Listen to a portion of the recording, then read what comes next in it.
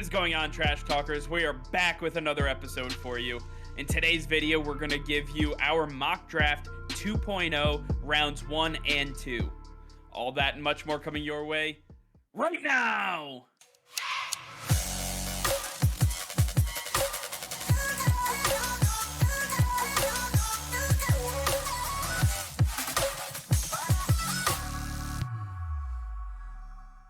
All right, Nick, as April 28th approaches, we have our mock draft 2.0, our pre-combine look at what we expect to happen in April's draft. And we start off with the Jacksonville Jaguars. Nick, I'm going to toss it over to you. Who are the Jacksonville Jaguars taking while they are on the clock? Really not too much of a surprise here. The Jacksonville Jaguars going with left tackle Evan Neal out of Alabama, 6'7", 360 pounds. This dude's an absolute freak and is going to do an incredible job blocking the blind side of Trevor Lawrence.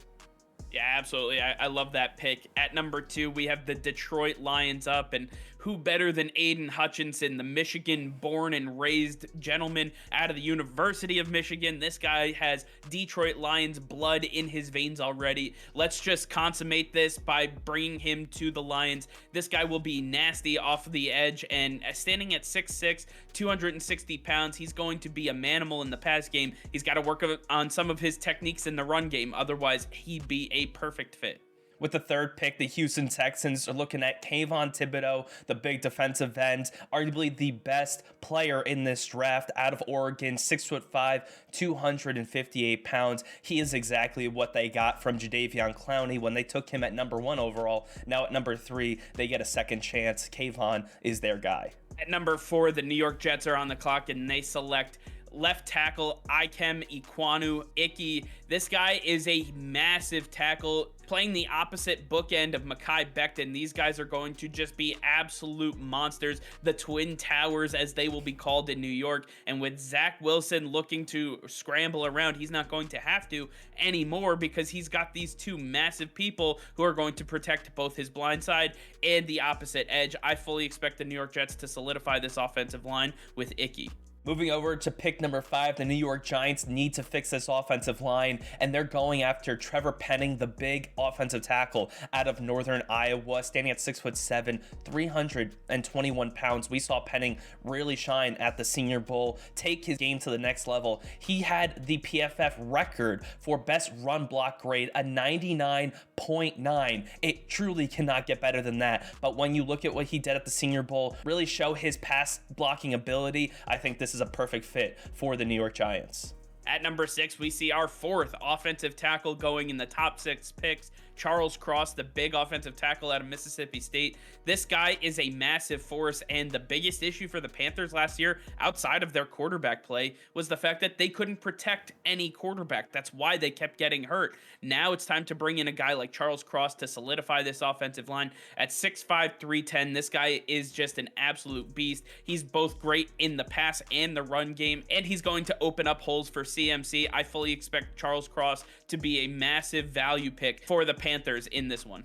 Moving over to number 7, the Giants back on the clock, needing to fix someone on the defense, and they're looking at safety. Kyle Hamilton has shown that he is by far and away the best safety, and he is a generational talent at 6'4", 219 pounds out of Notre Dame. We saw this guy fly around the field, do all sorts of things. I think this is exactly what they need in New York. At number 8, the Atlanta Falcons are on the clock, and with everything going on with Calvin Ridley, it's time to address that wide receiver position, and that's where we see Drake London, the big-bodied wide receiver coming out of the University of Southern California. This guy is standing at 6'5", 210 pounds. He is a climb the ladder, go up, get the 50-50 ball type of guy. He's going to be a security blanket for Matt Ryan and whoever succeeds him moving forward in Atlanta. I expect Drake London to be a big-time pass catcher for the Falcons for a long time to come. Next up at number 9, the Denver Broncos are looking to get their franchise quarterback, and with their pick of the litter at the position,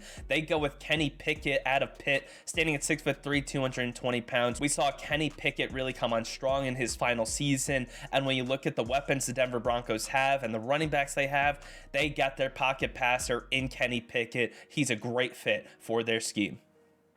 At number 10, the New York Jets are once again on the clock, and they finally get their replacement that they've been looking for since Darrelle Revis, Ahmad Sauce Gardner. This guy is a massive body standing at 6'3", 200 pounds. He's both equally great in man and zone defense. This guy can cover anyone at any point in time. He travels well with the number one receiver of the opposing team. He's going to be a lockdown corner for many, many years to come, and a building block for Robert Saleh's defense in New York. At number 11, the Washington Commanders. A lot of people believe they're going quarterback, but I believe Taylor Heineke could still be their guy, and they just need to get him a couple more weapons, and they look to get that here with Chris Olave, the wide receiver out of Ohio State, standing at 6'1", 188. We saw Olave do a lot of things, especially from the slot position, which is exactly what they need to pair up with Terry McLaurin. I believe that Olave could really help bring the Washington Commanders offense to the next level. At number 12, the Minnesota Vikings are on the clock, and their biggest weakness by far and away was their defensive backfield.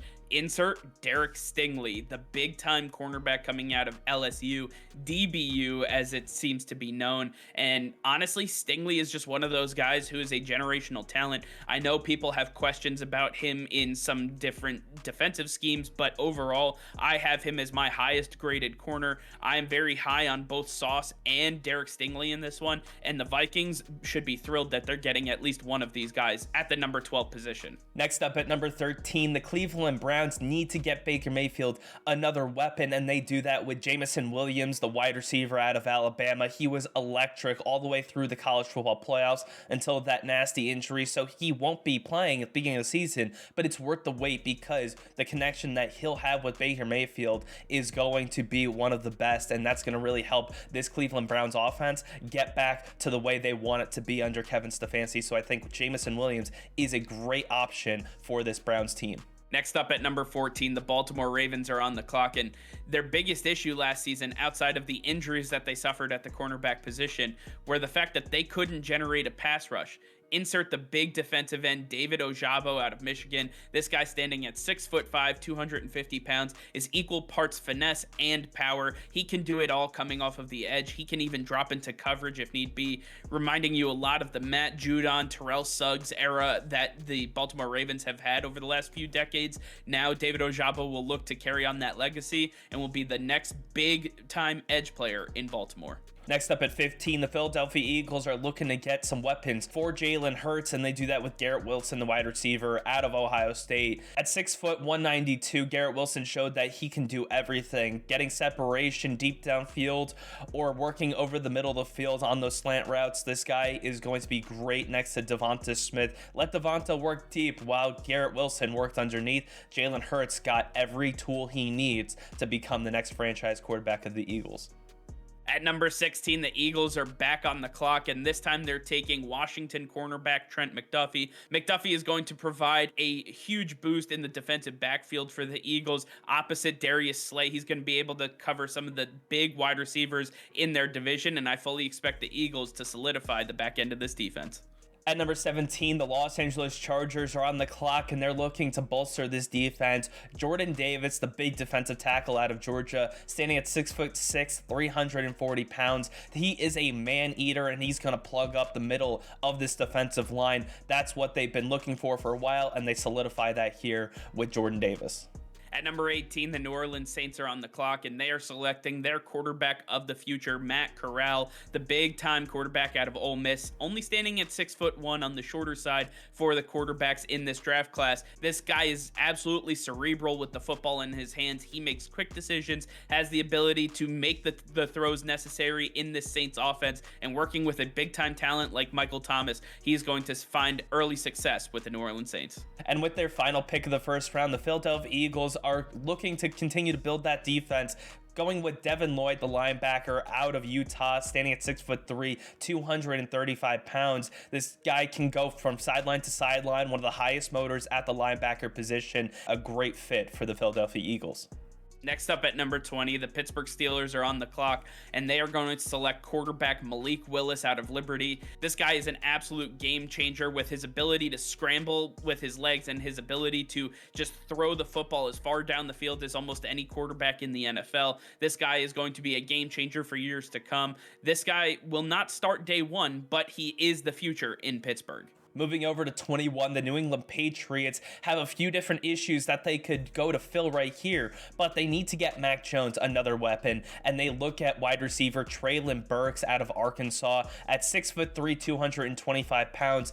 Treylon Burks has the ability to be the next Julio Jones, and with Mac Jones' accuracy, this could be one of the best combinations. Treylon Burks offers a lot of different tools that the New England Patriots have not had in a wide receiver in a very long time. I think this is a great fit for the Patriots. At number 22, the Las Vegas Raiders select John Mechie III, the big-time wide receiver coming out of the University of Alabama. This guy is just an absolute speedster. He can take the top off of any defense in the NFL. Obviously, coming off of that massive injury, this guy is not going to play right away, but he is going to provide a huge sigh of relief for the Las Vegas Raiders. We saw what Deshaun Jackson was able to do in this offense last year. Insert Josh McDaniels as the new head coach. With his system, now you have a speedy receiver who can actually catch the ball down the field. I believe that the Raiders will finally be able to fill that Henry Ruggs void that they are so desperately missing. Coming in at number 23, the Arizona Cardinals had a few different issues, and they need to get this defense back under control. The secondary had a lot of issues, and they need another cornerback next to Byron Murphy. They go and get Kyler Gordon out of Washington. He played next to Trent McDuffie, as you mentioned, and at 6 foot 200 pounds, he's a very versatile corner who can play in a lot of different schemes. To me, as a CB2, this is exactly what you're looking for. Kyler Gordon should fit perfectly with Arizona. At number 24, the Dallas Cowboys are on the clock, and with the moving on of Jalen Smith and Leighton Vander Esch playing himself out of the starting lineup, we saw Micah Parsons really take over at the middle linebacker position, but when he needed to, he filled in at pass rusher, and it seemed like he was a natural fit. They need him on the edge, so they need to figure out a way to fill the middle of that defense. Insert Nakobe Dean, the big-time linebacker out of Georgia. This guy can go sideline to sideline with the best of them. He's extremely fast, extremely physical. The only issue is he doesn't wrap up when he tackles, but Micah Parsons might teach him a thing or two. I believe Nakobe Dean will be the next big-time middle linebacker for the Dallas Cowboys defense. Up next at 25, the Buffalo Bills looking to replace Levi Wallace in that secondary, and they're going with the best corner available, Andrew Booth Jr. out of Clemson at 6 foot 195. You don't get better play at man coverage and zone coverage out of the same player than Andrew Booth. With his versatility, I think that's what they're looking for. Levi Wallace offered the same qualities. This is just a plug and play replacement for the Buffalo Bills. At number 26, the Tennessee Titans are looking to figure out their defensive line. Outside of Jeffrey Simmons and Harold Landry, there was not much production on this D-line at all, and now we are going to insert Trayvon Walker, who is equal part defensive tackle and defensive end. He's going to eat up blocks in the run game and be able to garner pressure in the passing game. I think he is a versatile weapon for Mike Vrabel, something he knows a little bit about playing on the edge his entire career. I believe he's going to have an entire defensive line filled with players he loves working with, and Trayvon Walker will be the final component to his dream defensive line.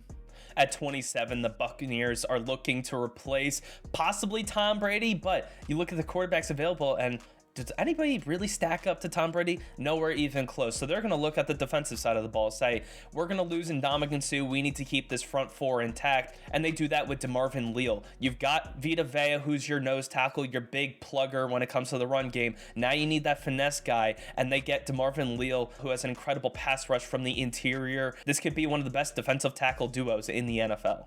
At number 28, the Green Bay Packers are on the clock, and with the impending retirement of possibly Aaron Rodgers, the Green Bay Packers have to figure out what their next move is, whether he is back or not. And this defensive line, with Zadarius Smith wanting out of Green Bay and some of the issues that they're seeing on their roster, they need to start retooling. And who better than George Karlaftis, the big defensive end out of Purdue? This guy can absolutely eat up blocks and get after quarterbacks. He is standing at 6'4", 275 pounds. He is a massive human that has to be moved, and with some of the weaker offensive lines in their division, he is going to garner pressure on some of the quarterbacks that they have to face twice a year. I fully expect the Green Bay Packers to get their pass rush right and then figure out what's going on with Aaron Rodgers.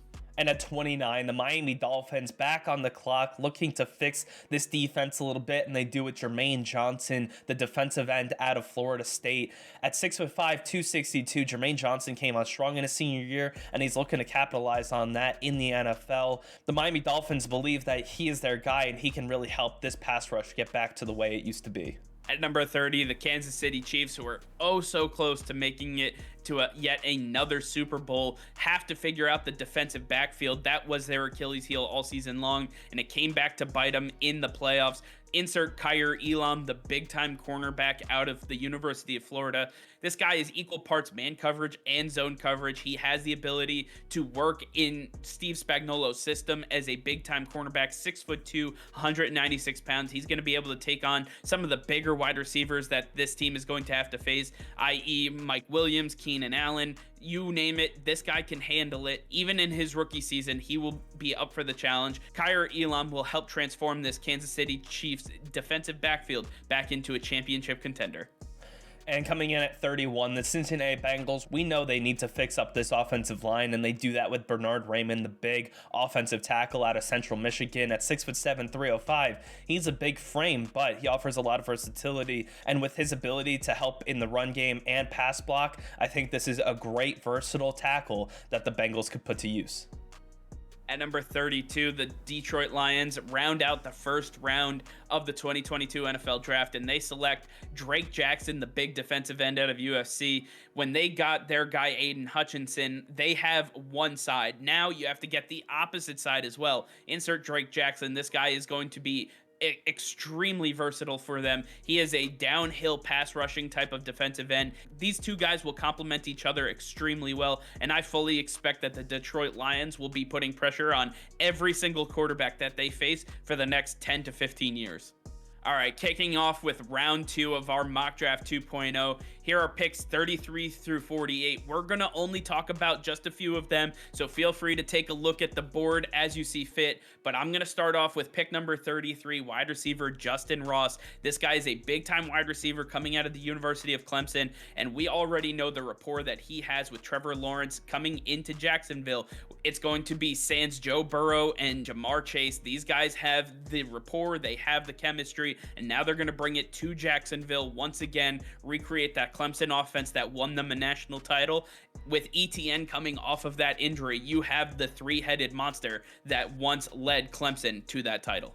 Another interesting pick that I see on this list, center Tyler Linderbaum going to the New York Jets. We know Zach Wilson struggled last year, and Tyler Linderbaum has one of the highest IQs out of all interior offensive linemen. With him under center helping Zach Wilson, this could be a great pairing. Two of them at the beginning of their career could really grow up in this league together and really help the New York Jets get this team back under control. At number 43, we see the Atlanta Falcons selecting quarterback Sam Howell. With Matt Ryan's days numbered in Atlanta, the Falcons need to think of a plan for the future, and that's where we see Sam Howell coming into the mix. He'll have at least one more season to learn under Matt Ryan and learn the tools of the trade. Now with some of the weapons that they have drafted over the last couple of seasons, with tight end Kyle Pitts and Drake London in our first round, Sam Howell will have all the tools necessary to be successful in the NFL. And for me, another guy I want to look at, quarterback Desmond Ridder going to the Indianapolis Colts.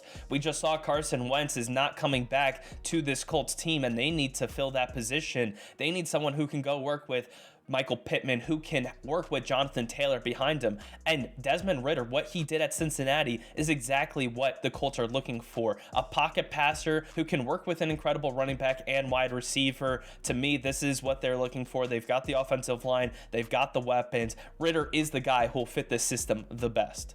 Moving over to the second half of the second round, you can take a look at all the names, but one that I want to highlight right here, running back Kenneth Walker III going to the Miami Dolphins. This was the best running back in all of college last season out of Michigan State. He lit it up, really helped this team carry that undefeated record for a really long time. Kenneth Walker will do incredible things. Miami has been missing this RB1, and they finally get it here. At number 52, we see the Pittsburgh Steelers drafting a safety, Jaquan Brisker, out of Penn State. And you can tell me, oh, but they already have Minkah Fitzpatrick. Oh, I'm glad you said that. Minkah Fitzpatrick is one of the best center field safeties that we have in the NFL today. Jaquan Brisker is a much more in-the-box, big-bodied safety who's going to play the Troy Polamalu role that the Steelers are used to having on their team. Jaquan Brisker is a big-time talent that the Steelers are missing in their defense. And the last guy I want to point out is cornerback Tariq Woolen going to the New England Patriots. He's a man coverage style corner,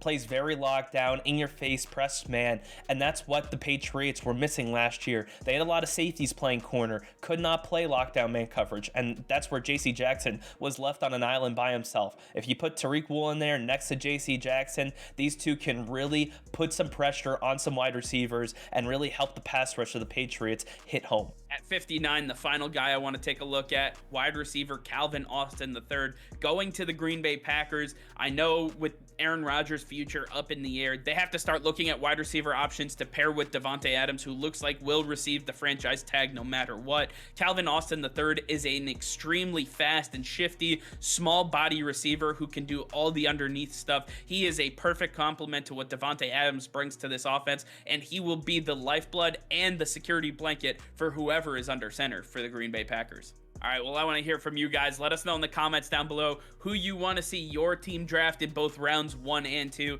Let us know if we got it right. Let us know in the comments down below. All right, well, that's going to be all for now. Thank you all for watching. Be sure to like this video and subscribe to the channel if you haven't already. Hit that notification bell. We go live every single day. That'll be all. Peace and love.